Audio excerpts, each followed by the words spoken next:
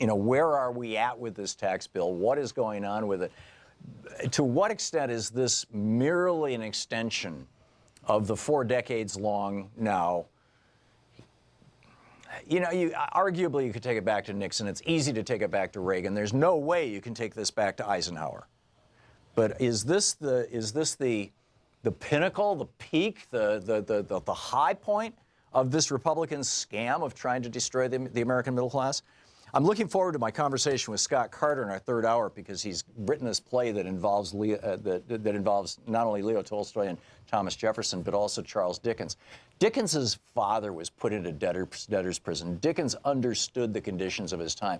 Dickens understood that in his era, the British actually had maximum wage laws. As an employer in Victorian England, you were forbidden from paying over a certain amount for certain types of work and to certain types of people. Why? Because they didn't want a strong middle class to emerge. Strong middle classes are pesky things. Strong middle classes are annoying things. If you go back to 1951, Russell Kirk, the founder of the modern conservative movement, the guy who woke up Barry Goldwater, the guy who woke up Lewis Powell, the guy who literally is the William F. Buckley starts 2 of his books talking about Russell Kirk. William F. Buckley, constantly on firing line, would go back to Russell Kirk and what Russell Kirk would say and what Russell Kirk would do.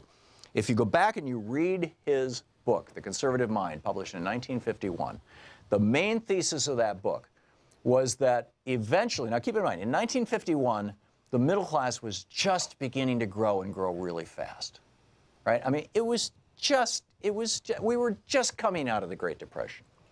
And Russell Kirk comes along and says, and you can read it in his book. I've done, you know, we've done book reports on it. I've done rants on it.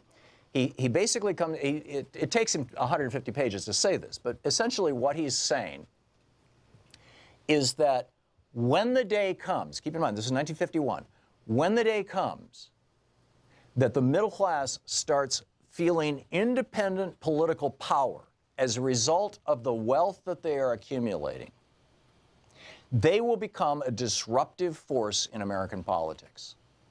He predicted this in 51. He said, you are going to see young people rejecting the standards of their parents.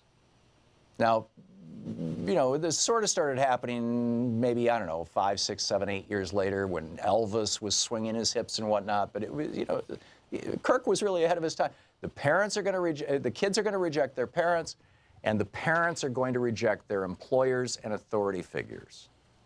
And so when the 60s happened, all these guys who had read Russell Kirk's book, all these Republicans, all these conservatives, they're going, oh my God, he was right. He was prescient.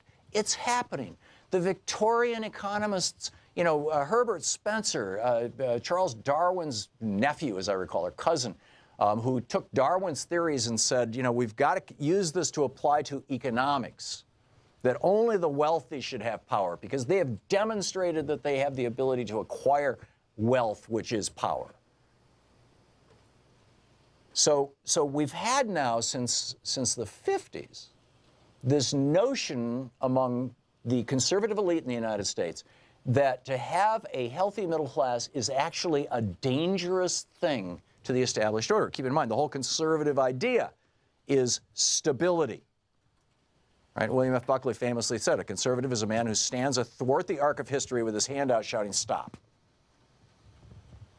And, you know, that was kind of my dad's version of conservatism. Sure, of course we want a better world. Of course we want to improve things. But we have to do it step by step, carefully and incrementally. Whereas liberalism, you know, FDR, try 100 things, throw them all at the wall. He created all these agencies. Half of them were dead within 6 years.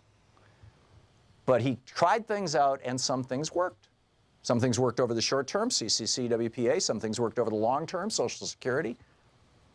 And that's kind of the difference between these two worldviews. So now we find that this conservative worldview, that a middle class is a dangerous thing, that you have to shackle the middle class.